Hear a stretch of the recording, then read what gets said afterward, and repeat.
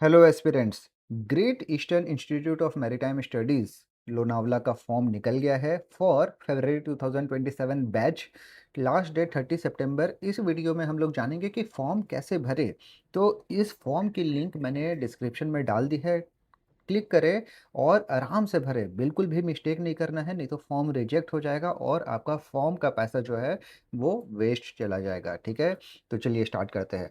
यहाँ पे apply now पे क्लिक करिए। ओके, यहाँ अप्लाई नाउ पे क्लिक करिएगा तो फिर ये वाला चीज़ खुलेगा। ओके, अगर आपने पहले रजिस्टर नहीं किया है तो आपको यहाँ पे रजिस्ट्रेशन करना पड़ेगा। कैसे रजिस्ट्रेशन करेंगे? पहले यहाँ पे आप अपना नाम डालिए, ईमेल आईडी डालिए, फ़ोन नंबर डालिए। यहाँ पे फिर आपको स्टेट सेलेक्ट करना है जहाँ पे रहते हैं। फॉर एग्जांपल अगर आप बिहार में रहते हैं तो बिहार सेलेक्ट करिए।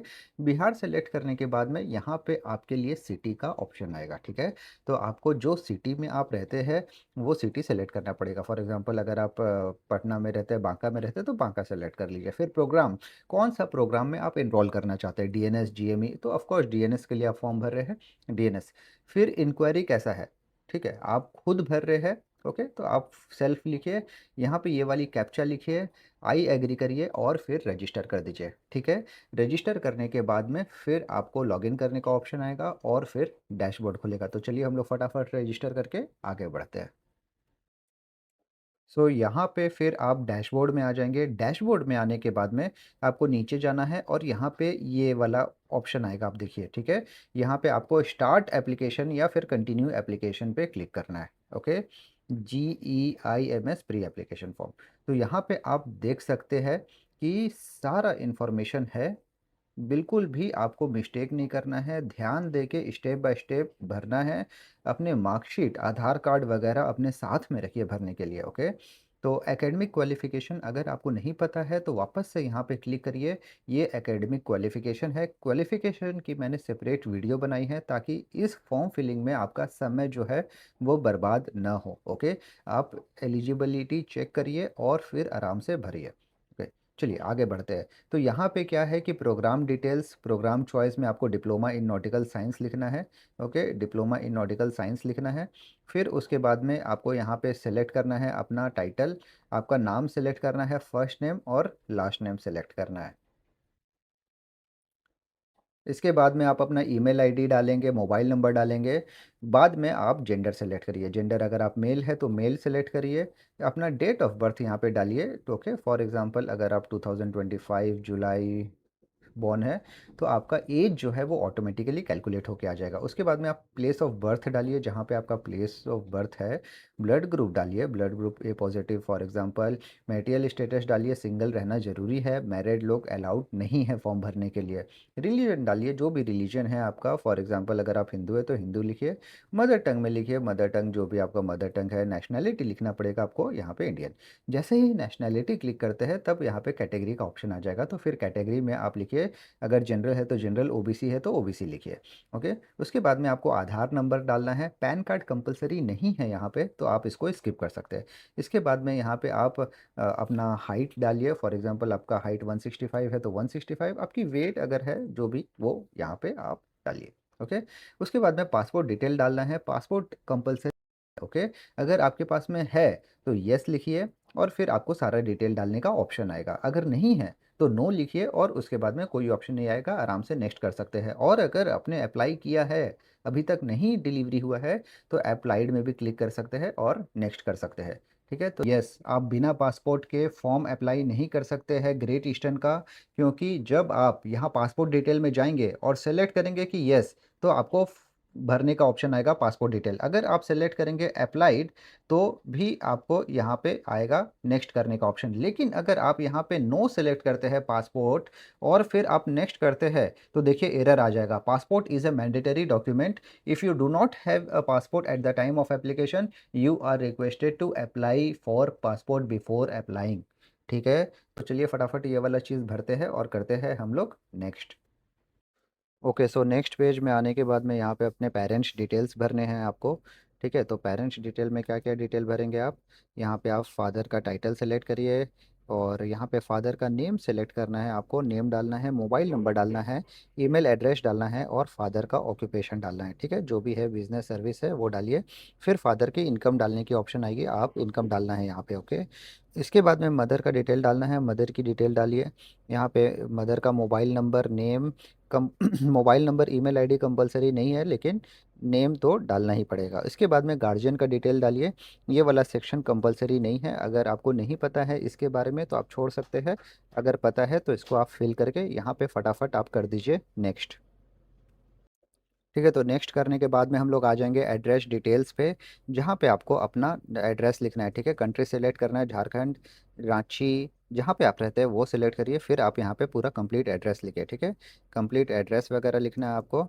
ओके, जो भी कंप्लीट एड्रेस है वो लिखिए, फिर यहाँ पे आप पिन कोड लिखिए, जो भी आप पिन कोड चाहते हैं वो चीज़ लिखिए, और आप यहाँ पे कोरोस्पोंडिंग एड्रेस सेम है तो सेम लिखिए, अगर अलग है तो अलग लिख के आपको वापस से एड्रेस जो है वो डालना पड़ेगा। ये सब कुछ डालने के बाद में आप यहाँ पे कर दीजिए नेक्स्ट। नेक्स्ट में जाने के बाद में आपको यहाँ पे एकेडमिक डिटेल्स का भी डालने का ऑप्शन आएगा। ठीक है, तो एकेडमिक डिटेल्स में आपको यहाँ पे 10th और 12th की डिटेल्स डालनी है। तो प्लीज़ आपसे रिक्वेस्ट है कि आप अपने स्कूल कॉलेजेस के मार्कशीट तैयार रखिए, ताकि आपको मिस्टेक नहीं हो। तो 12th 10th का यहाँ पे मार्क्स डालना है।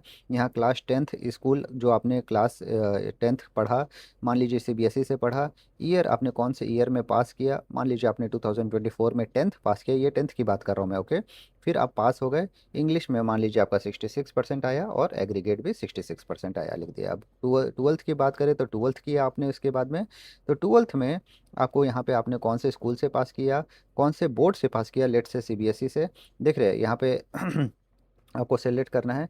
फिर 2026 में आपने पास किया और पास हो गए, पास हो गए तो इंग्लिश में कितना परसेंटेज आया, मान लीजिए 55, और एग्रीगेट भी आपका 70% है। ओके, पीसीएम डिटेल की बात करें तो मार्क्स कितना आया आपका, मान लीजिए 80 आया, फिजिक्स में, केमिस्ट्री में 80, मैथ्स में 80, टोटल 100 मार्क्स के पेपर होते हैं, तो आपका पीसीएम 80 बना। ओके, अगर आप इंजीनियरिंग स्टूडेंट है, बीई बीटेक बीएससी वाले हैं, तो यहाँ पे आपको बीएससी बीटेक का आपको डिटेल्स डालना पड़ेगा। ओके, अगर नहीं है तो आप इसको ब्लैंक छोड़ सकते हैं। फिर इसके बाद में आईएमयूसीटी देना कंपलसरी है, नहीं तो आप नहीं कर सकते। तो आईएमयूसीटी का रजिस्ट्रेशन नंबर आप भरिए, हॉल टिकट नंबर आपके एडमिट कार्ड में लिखा होगा वो भरिए, और कितनी रैंक आई आई है वो चीज़ आप भरिए। डेट ऑफ एग्जामिनेशन, जो डेट पे एग्जामिनेशन हुआ था वो डेट आपको भरनी पड़ेगी। ओके, तो यहाँ पे और भी कोई एंट्रेंस एग्जामिनेशन अगर आपने दिया है तो यस लिख के उस चीज़ का डिटेल लिखिए। अगर और एंट्रेंस एग्जामिनेशन नहीं दिया है आपने, जेई वगैरह, तो आप यहाँ पे नो करके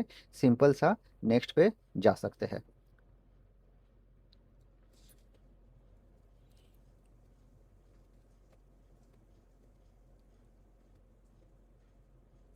ठीक है, तो नेक्स्ट पे अभी हम लोग आ गए हैं, और यहाँ पे आपको ऑलमोस्ट सब कुछ हो गया है, बस थोड़ा सा और बाकी है फॉर्म में। हम लोग फटाफट फॉर्म को कंप्लीट करेंगे बाकी के डिटेल्स में।